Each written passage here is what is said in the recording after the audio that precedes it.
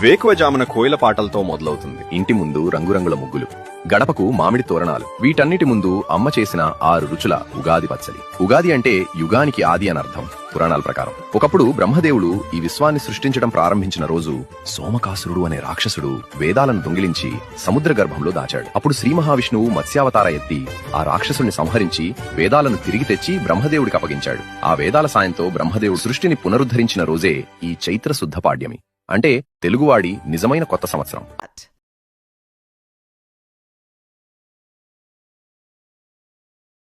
పాడ్యమి రోజు స్టార్ట్ అవుతుంది. ఈ ఉగాది ఎప్పుడు కూడా మనకి మార్చి నెలలోనే వస్తుంది, అవునా?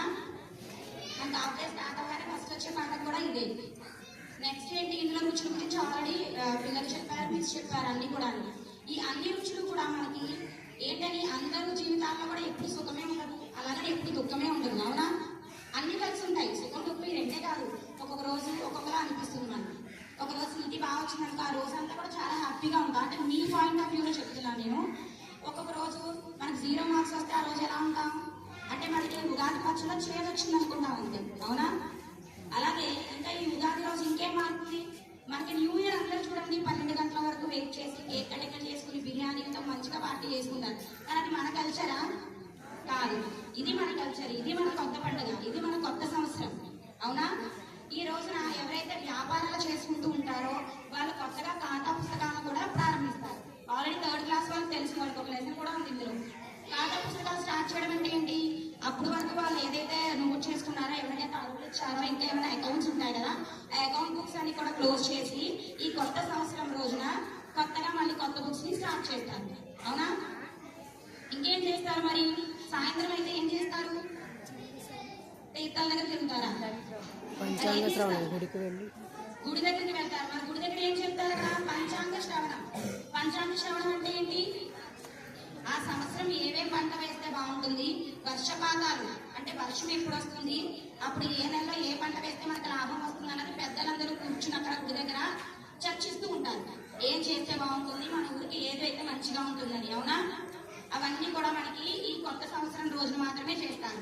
న్యూ ఇయర్ రోజున క్యాలెండర్ మాత్రం తప్ప ఇంకేమీ మారదు, అవునా?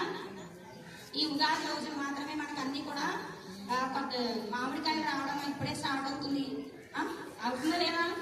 అవన్నీ కలుపుకొని మనం పచ్చడి చేసుకొని చక్కగా తింటాం. తిన్నారా అందరూ? వేస్తాడే.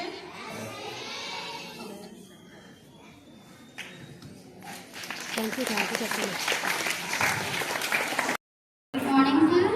ఉగాది పచ్చడిలో మొత్తం 6 రుచులు యూజ్ చేస్తారు. ఉప్పు, తీపి, పులుపు, వగరు, కారం మరియు చేదు. చేదు కోసం వేప పువ్వు, అలాగే తీపి కోసం బెల్లం లేదా చెరుకు, వగరు కోసం మనకి దేవుడు ఏ దేవుడైనా సరే వాళ్ళ యొక్క అనుగ్రహం కావాలి అంటే వాళ్ళకి నచ్చినట్టు మనం మసులుకోవాలి. పిల్లలుగా మీరు చేయాల్సిన మంచి పని ఏంటి? మంచిగా చదువుకోవాలి, డిసిప్లైన్గా ఉండాలి. సో మీరు అలా ఉంటే మీకు చక్కగా మీ చదివినవన్నీ గుర్తుకొచ్చి బాగా రాసి ఎగ్జామ్స్లో మంచి మార్క్స్ ఇస్తారు. ఎవరికైనా మంచి పనులు చేస్తూ ఉంటే భగవంతుడు మనకు కూడా ఉంటాడని అర్థం.